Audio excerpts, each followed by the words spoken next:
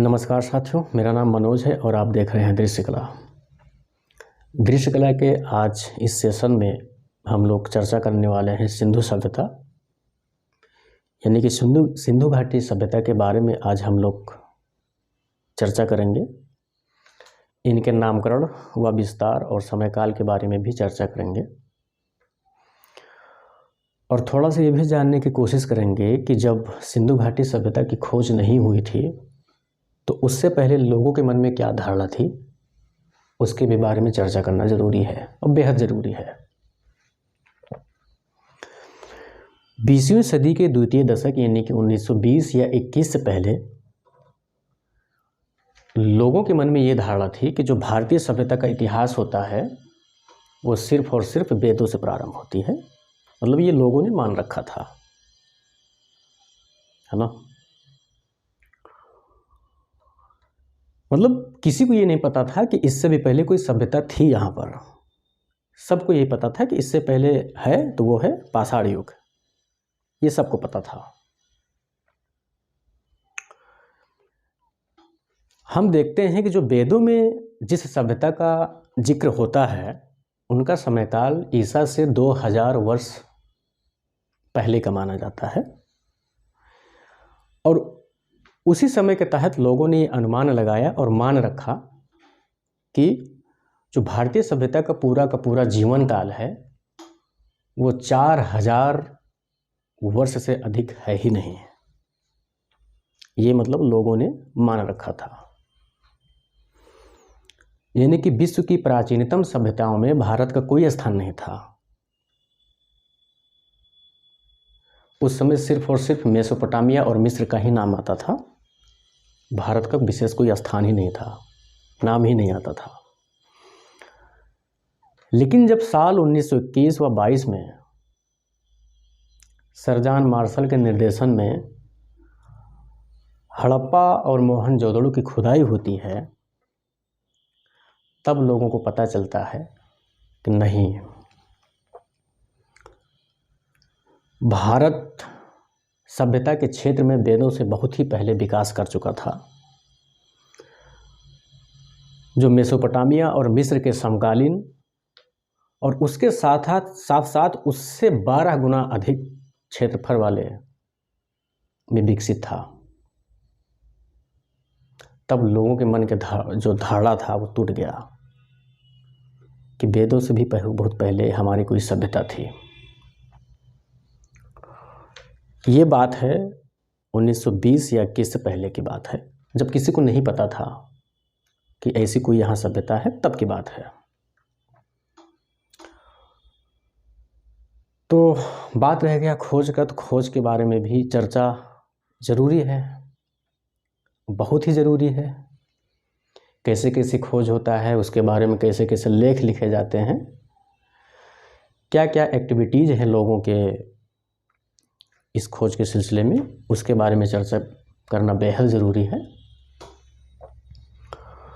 साल 1826 ईस्वी की बात कर रहे हैं। उस समय एक व्यक्ति थे जिनका नाम था चार्ल्स मैसन। वो चार्ल्स मैसन जो है 1826 ईस्वी में हड़प्पा वाले जगह पर भ्रमण करने आए हुए थे।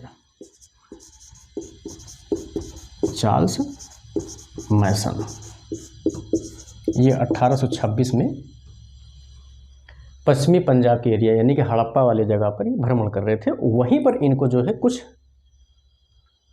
पुराने खंडहर मतलब दिखे और उसको इन्होंने देखा और देखने के बाद यही उनको लगा कि यहाँ होगा कोई ऐसा कुछ पुराना टूटा फूटा किला या खंडहर।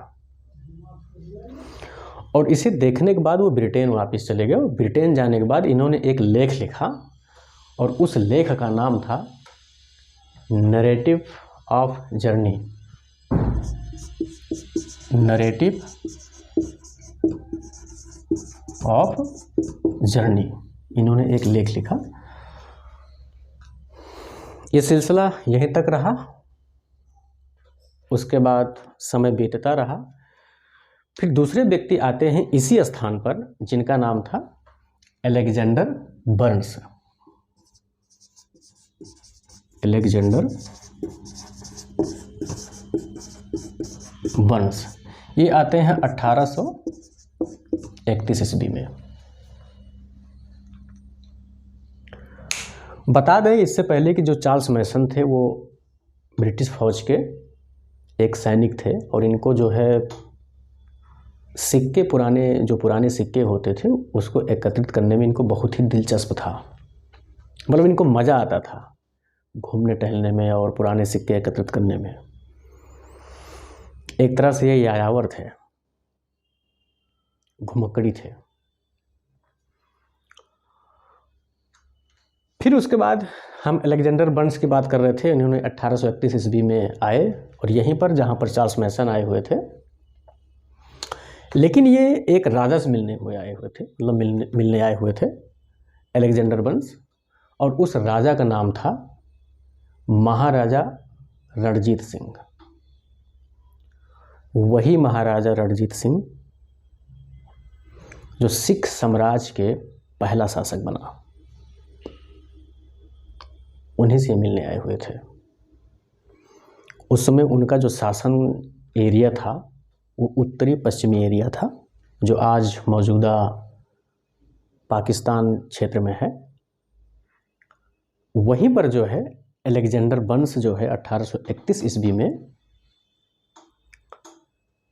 महाराजा रणजीत सिंह से मिलने हुए आए थे और मिलते ही समय इनको भी उसी तरह के कुछ खंडहर दिखे थे जिस तरह से चार्ल्स मैसन को दिखे थे।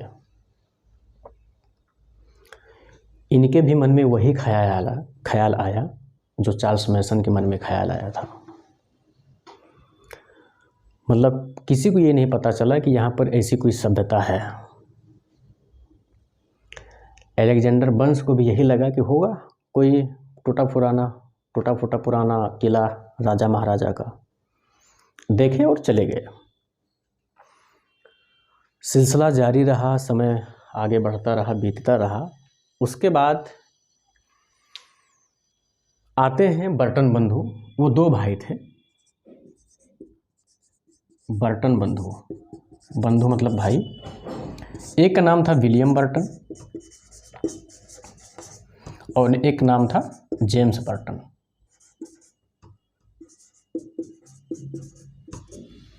दोनों भाई थे और दोनों भाई इंजीनियर थे, अभियंता थे।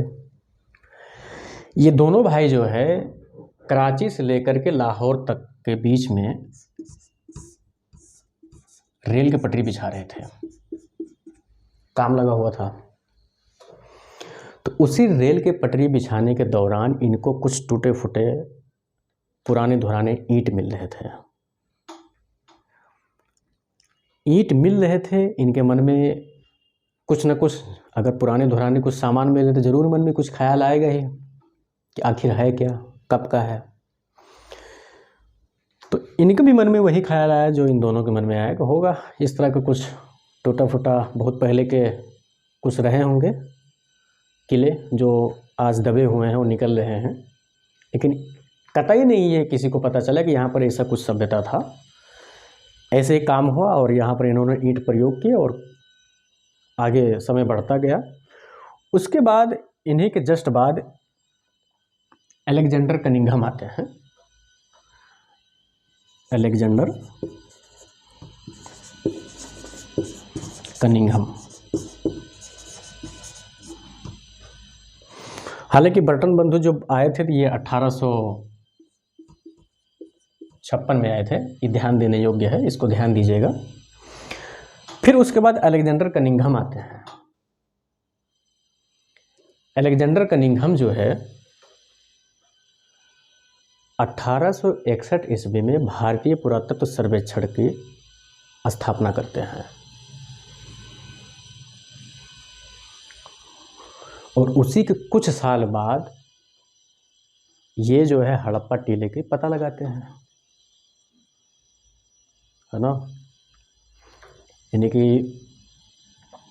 1861 में भारतीय पुरातत्व सर्वेक्षण का स्थापना करते हैं और यही सबसे पहले महानिदेशक भी थे और इस पुरातत्व सर्वेक्षण के जनक भी माने जाते हैं।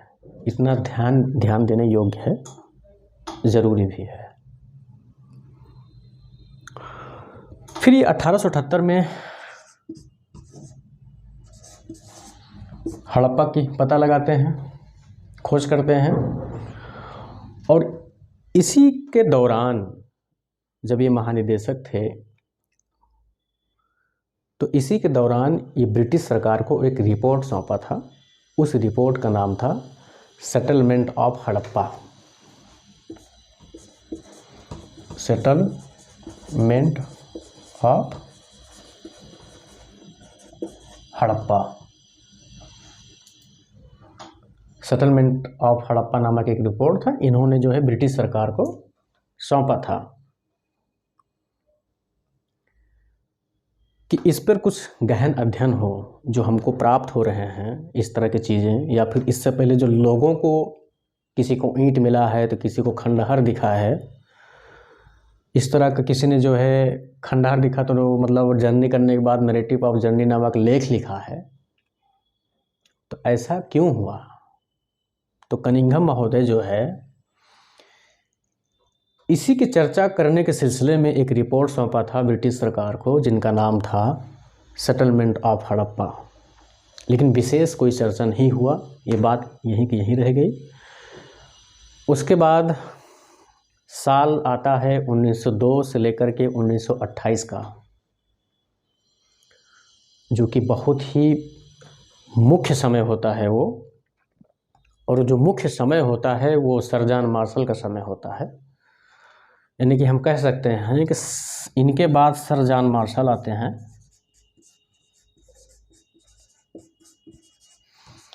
ये 1902 से लेकर के 1928 ईस्वी तक, यानी कि इनको जो है भारतीय पुरातत्व सर्वेक्षण का महानिदेशक बनाया जाता है। पहले तो ये थे ही, क्योंकि इन्होंने स्थापना किया था कनिंघम महोदय ने, है ना। पहले जनक भी थे, मतलब जनक भी माने जाते हैं, पहले महानिदेशक माने जाते हैं। तो ऐसा तो है नहीं कि लाइफ टाइम हमेशा मरते दम तक कोई ना कोई ऐसा ही हमेशा एक ही पद पे रहेगा। उसका भी एक समय होता है रिटायरमेंटी वाला। उनके बाद जो है जो महानिदेशक बनाया जाता है वो सर जॉन मार्शल को बनाया जाता है 1902 से लेकर के 1928 ईस्वी तक। एक 26 साल तक इनको कार्यभार संभालने को दिया जाता है भारतीय पुरातत्व सर्वेक्षण का। और इसी बीच में बहुत महान क्रांतिकारी काम कर जाते हैं। यानी कि 1921 में और 1922 में दो महान ऐसे स्थलों की खोज करते हैं, खुदाई करवाते हैं, जो पूरी दुनिया को हिला देता है। 1921 में हड़प्पा टीले की मतलब खुदाई होती है और 1922 में मोहनजोदड़ो की। इन्हीं के निर्देशन में इन दो महान स्थलों की खुदाई जो करने वाले व्यक्ति थे वो भारतीय थे। उनका नाम था, जो हड़प्पा की खुदाई करवा रहे थे वो थे दयाराम साहनी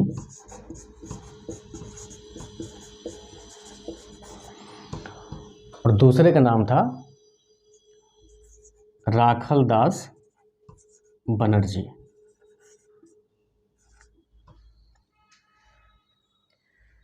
यानी कि दयाराम साहनी और आर.डी. बनर्जी जो है दोनों लोग मिलके सर जॉन मार्शल के निर्देशन में हड़प्पा व मोहनजोदड़ो की खोज यानी कि खुदाई करते हैं। इस खुदाई के बाद लोगों के मन में जो धारणा बनी हुई थी कि भारतीय सभ्यता का जो इतिहास है वो वेदों से प्रारंभ होता है, वो धारणा बिल्कुल वो टूट गया था। तब लोगों को ये पता चला कि भारत में ऐसी कोई सभ्यता थी जो वेदों से बहुत पहले ही विकास कर चुकी थी, जो मेसोपोटामिया व मिस्र के समकालीन थी और उससे कई गुना बड़ा था क्षेत्रफल के दृष्टिकोण से।